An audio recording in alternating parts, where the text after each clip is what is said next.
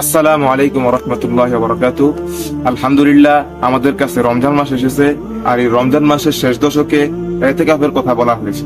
আর এই এতেকাফের কথা বলা হয়েছে এই জন্য যে রমজান মাসের শেষ দশকের বেজর রাত্রগুলোতে আল্লাহ তাআলা আমাদের জন্য শবে কদর রেখেছেন, কিন্তু কোন রাত্রিতে সেটা আল্লাহ তাআলা নির্দিষ্ট করে বলেননি। এই জন্য আমাদেরকে এতেকাফের কথা বলা হয়েছে, এতেকাফে থাকার কথা বলা হয়েছে। আর এতেকাফে যে ব্যক্তি থাকবে সে অবশ্যই শবে কদর পাবে। এই জন্য আমাদের করণীয় হলো যে এতেকাফের সঠিক মাসলা মাসাইল গুলো জেনে, সঠিক নিয়মাবলী জেনে আমাদেরকে এতেকাফে বসা। যদি কোন এলাকায় একজন লোকও এতেকাফে না বসে তাহলে সকল লোক গুনাহগার। আর যদি প্রত্যেক এলাকা থেকে যদি একজন লোক বসে যায় তাহলে সবার পক্ষ থেকে হক আদায় হয়ে যায়।